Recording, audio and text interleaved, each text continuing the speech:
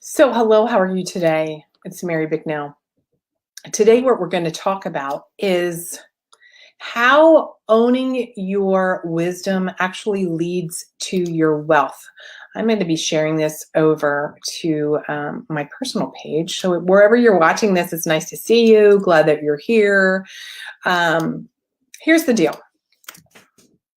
Working with brilliant women, what I've noticed lately is that, not lately, probably the entire time that I've been doing any work, is that frequently women minimize their wisdom.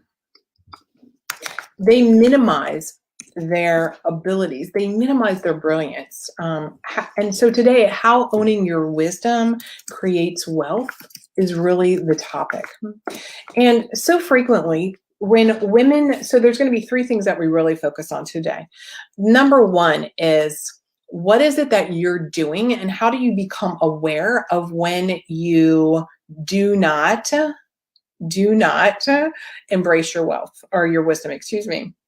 So where do you not embrace your wisdom? What does that look like for you? What does it look like for a woman to actually fail to fully show up? We're going to talk about that. We're also going to be really focused on, and if you're here, wherever you're watching, YouTube, all across Facebook, whether you're on LinkedIn or wherever you're watching, I'd love for you to say hello. I really want to see you, and I want to hear what you have to say today. I want you to be part of this conversation. I guess wherever you are right now, I want you to say, yes, do you believe that frequently women minimize their knowledge base? Do you think that women minimize their knowledge base? In other words, do you believe that frequently women poo-poo? I like to call it like poo-pooing. So when we poo-poo our knowledge base and our wisdom, this is one of the three things that we're going to be talking about today. When we poo-poo or minimize our wisdom, several things happen. Hi, thank you for saying, hey, it's nice to see you. Several things happen. Number one is, well, first of all, if we want to create wealth, we're not going to be showing up in a way that is demonstrative of saying, I know what the hell I'm talking about. I can help you. And this is the value of the service I'm offering, and here it is. If we don't value our own wisdom, a couple of things are going to happen. Number one, we're not showing up with that posture. We're not showing up with that level of confidence. And number two, we sure as hell are not going to charge a lot. We sure are not going to be in a place of charging at the level that not only we deserve, but our clients deserve. Take a breath with that for a second. Because I know when I talk about wealth and money and leadership and impact and a mission, frequently what happens is not only do you poo-poo yourself, but you fail to recognize this. I'm going to say it again. You fail to recognize this. This is number two. You fail to recognize your desire, the thing that you say that you want to help the world. When you fail to recognize that you are showing up in a less than energy, in a less than posture, which also includes, my friends, charging less than the value or less than what your ideal client actually wants to invest in. See, so frequently we'll tamp down the number. Instead of 10,000, we'll be like, it's 8,000. Instead of 50,000, it's 20,000. We'll tamp down the number out of our own concern for ourselves. We say, here's the failure part of it. We say we want to help people. And yet, we don't step fully into owning our own wisdom, our own knowledge. So we actually fail our clients because we're not charging enough. Number three is, how do you even identify what wealth means? So owning your wisdom creates wealth. So part of the wisdom here, my friends, is not just your years of education and all of the initials. Like, part of your wisdom is your intuitive knowledge, your intuitive wisdom. How many times are you letting that beautiful, amazing ability that you have to embrace your intuitive guidance, your intuitive wisdom to create maybe other types of wealth? So, wealth we can look at as far as money, we can look at wealth as far as time, we can look at wealth as far as freedom from the emotional nagging and grating and clawing that frequently women have. And I don't want to be like all women. I'm not saying that. It's not a black and white thing. It's not all or nothing. But frequently what I have found is even the most highly educated and the most like high income earners still don't have the wealth of emotional freedom. So my brand, Bold Life and Biz, is really about, and when I teach high level mindset in the Regret Proof Life, we really look at wealth from the perspective of financial, time, and emotional freedom. Think about the wealth of emotional, like emotionally wealthy. That means you embrace your knowledge, you embrace your wisdom, and you can honor and trust yourself, your intuitive abilities, your knowing that you know that you know, and you eliminate your worries about judgment of other people. See, when you own your wisdom, that emotional wealth comes when you can release the worries about what other people are saying. It doesn't even matter about what they're saying. It becomes so irrelevant because you recognize that they are reacting to whatever you're doing in the world, showing up out of their own stuff. They need to own their side of the street and you need to own your side of the street. That emotional wealth is so invaluable. And until you have that, it really becomes nearly impossible. It's the truth. I'm going to tell you, like, here is the bold truth moment. Until you acknowledge your wisdom and your wisdom in that intuitive ability to know that you know that you know, until you allow for emotional wealth, you will be highly challenged to have financial wealth, time wealth. They're not congruent. They're not congruent. So not only do we poo-poo ourselves, and number one, right, which was poo-pooing our actual like knowledge base.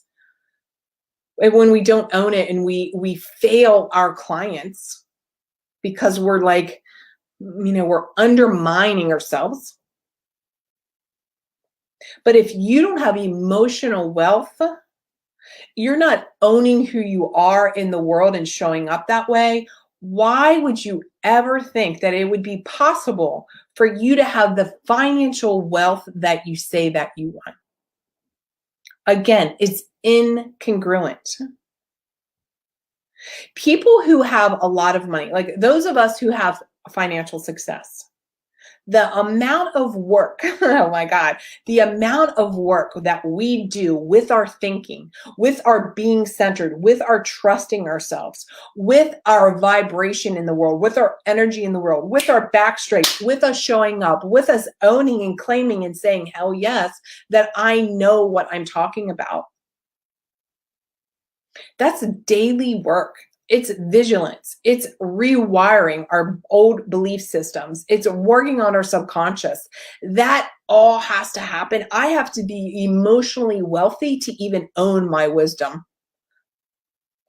And with that then comes my success and your success. But the first piece of the puzzle, and I do talk about this in my program, and I talk about it from the Biz Trifecta, mindset, plan, and systems. Until we have that emotional wealth, or until we have our head on straight, you will never follow through on the things that you say that you want, because you're going to be rehearsing all the old stuff. So today, here's how I want to leave you today. Hi, Carla. Let me see who's here.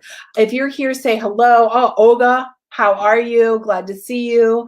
Alexandra, so true. Women often seeming like they apologize for their knowledge. Why do you think they do that? Why do you think that they do that? What is the reason that they do that?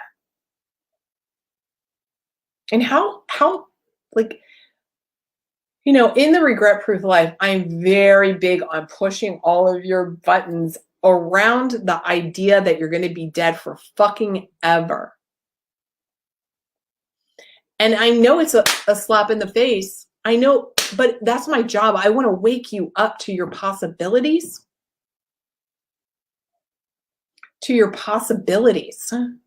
And owning your wisdom and trusting your intuition and recognizing that your emotional wealth is going to lead to all the other things. And you got to do it now.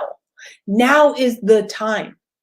Now is the time to master stepping into the work that has to happen around changing your belief systems, changing your thinking. Be focused on the emotion that you want that's in the future. So many people keep looking behind them. Now, as a behaviorist, I understand patterns, and of course, patterns and behavioral patterns are relevant to a point. Well, the point is that we acknowledge, oh, look what I used to do, or oh, look what I did. And that thing that I did isn't getting me where I want to go. So today, here's your bold action step so that you're creating your own bold life and biz. Number one is, where are you failing to acknowledge your massive amount of, or your amassed knowledge?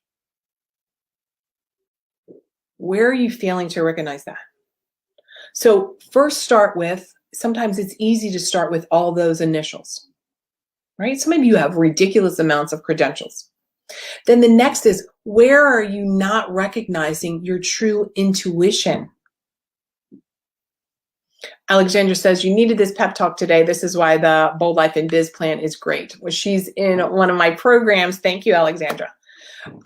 Where we really talk about this, and we talk about how the biz trifecta, mindset, plan, and systems, like all the things that create your business. But it always starts with this piece of it. So one, how are you failing to recognize your wealth of credentials? Let's just start with the easy stuff, the letters behind your name. Number two, your years of experience. And I don't mean applying those initials. I just mean your years of experience being a person, a woman who's walked the face of this earth. Are you giving credence to? Are you owning your experiences that have taught you valuable lessons that truly could lead to a profitable business? And number three, are you owning your intuition? Where, my friend, today I want to ask you, where have you disconnected from the knowing that you know that you know? And that is ownership. When you own that you know, that's the emotional wealth piece that we're talking about.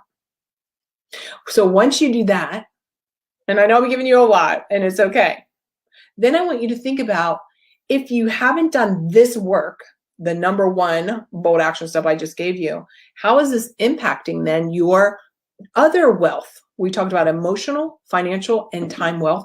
How is that impacting your financial wealth? How is that impacting you charging more money? Because you recognize your credentials, your experience, your intuition, your knowledge base, like all the things that make you you, is so valuable that you are minimizing it and therefore not charging enough for it. And so then the kind of client that you say that you want, and you come in with some lowball offer, they're like, oh, that shit must not be very good, even though it's brilliant, because you've allowed yourself to charge less, to make less. Make sense? Who's getting that? I know it's a mind twister. I know it's so much of a mind twister. Those are your two bold action steps today. And these two things, go back and listen to this. These two things will change literally your life if you allow it. My job is to help you own your wisdom and help you create wealth. So go out today and make it a big, bold life and biz, and trust that you have the answer. Sit down, do this work, own your wisdom, claim your wealth, step into that. That's what leaders do. That's what we do. We look at things. I can hear like, sorry, there's so much going on. There's a motorcycle here. Somebody just came in the house, in case you heard background noise. And recognize that you are in charge. Here's one little side note. Okay, here we go. I just can't help with this. In this moment, you're here watching me. So therefore, you are creating your life. I want to ask you the question from this related to owning your wisdom. If you recognize that you made a choice to watch this or watch the replay and hashtag replay and what are your ahas, if you recognize that you are in charge of this decision to watch it, why don't you use that same decisive process to own your own wisdom? Have you ever made those connections that if you're able to watch this right now, you've made the decision to do that, which means that you're in charge. So guess what? You get to be in charge of owning your wisdom, making the changes in your life. You're in charge and you have the choice to create what you want. You have the choice for wealth. You have the choice for wealth. Say it with me right now. I choose wealth. Say it again. I choose wealth. Say it again. I choose emotional wealth. Say it again. I choose emotional wealth. Say it again. I choose emotional wealth. And from that, I will have time and financial wealth. Say it with me. I choose emotional wealth. And from that, I will have time and financial wealth. Watch this again. Do the exercises and share with me how much this impacts you, because I know it does. Enjoy the rest of the day. Bye.